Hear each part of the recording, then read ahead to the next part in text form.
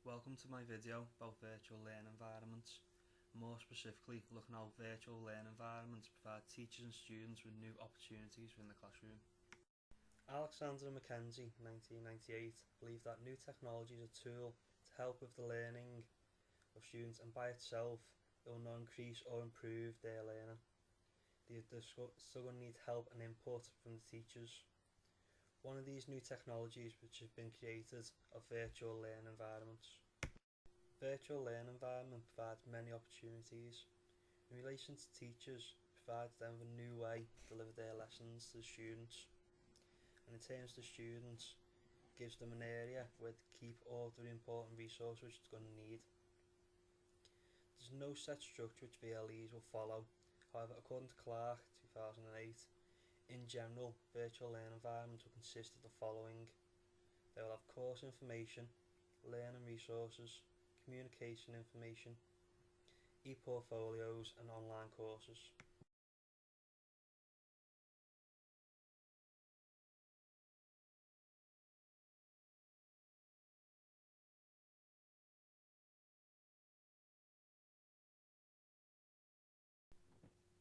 The 5 different things listed below are all features which may be found within a VLE. These are all tools which the teacher will be able to incorporate into the lessons to help the students. They'll help the students during the development of understanding about the topic, as these are all resources and tools and features which can be found in the VLE, which will be able to provide assistance throughout, so the students will be able to go back, look over resources which they need from previous lessons or previous homeworks, and they'll be able to complete tasks which will be on the VLE. And if they're ever struggling, they'll be able to discuss it through the bulletin board or chat rooms with the teachers and try and work collaboratively with other people to try and get an idea about what they need to do. Clark, 2008, identifies that VLEs can be used to store links to blogs, wikis and podcasts.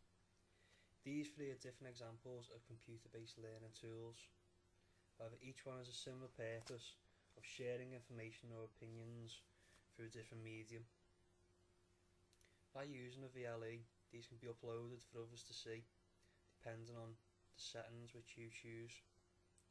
By using a VLE to store these links means that they are under the user's complete control, and only they will be able to edit them or change them around if they see fit to.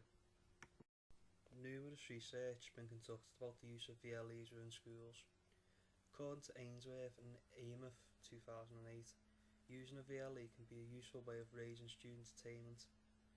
Because students are able to access work in their own time, work at a pace suited themselves, and have numerous resources available, their motivation for learning can increase.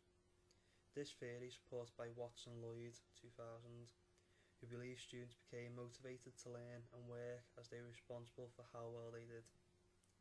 Ainsworth and Amos, 2008, also recognised that through VLE, students can receive instantaneous feedback for work they complete, help from teachers and peers through the use of the chat rooms and the bulletin boards, and also the chance to challenge themselves and their abilities through the different tasks which will be available to them for them to complete. Student-centred learning is based upon Maharg's 2003 idea of show, tell, do. According to this theory, students are given a task to complete at their own pace. They can attempt it as many times as they wish, so that they feel comfortable with the work they've been completing.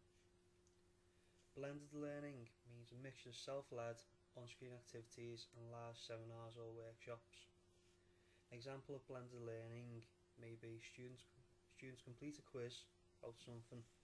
Once they have completed the quiz, they will discuss their results with a group of other students to see what they have found.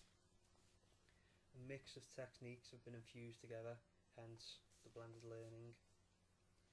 Social learning occurs by encouraging students to collaborate their work through discussion, either in the chat rooms on the VLE or through the bulletin boards. This will allow the students to post their ideas, and then they can get a response based upon what other people think. Within a VLE, students may come across many different types of forms of assessment. The Higher Education Academy 2010 identifies three of the most common types of formative assessment as being self-tests, online discussion in chat rooms, and posting on bulletin boards. None of these will be marked or tracked. They are aimed to help students progress through testing and discussion. VLEs can also provide summative assessment. An example of summative assessment which may be posted through the VLE could be coursework. The students will upload their work, which the teacher will then mark and provide feedback on through the VLE. Students may also be required to complete tests through the VLE.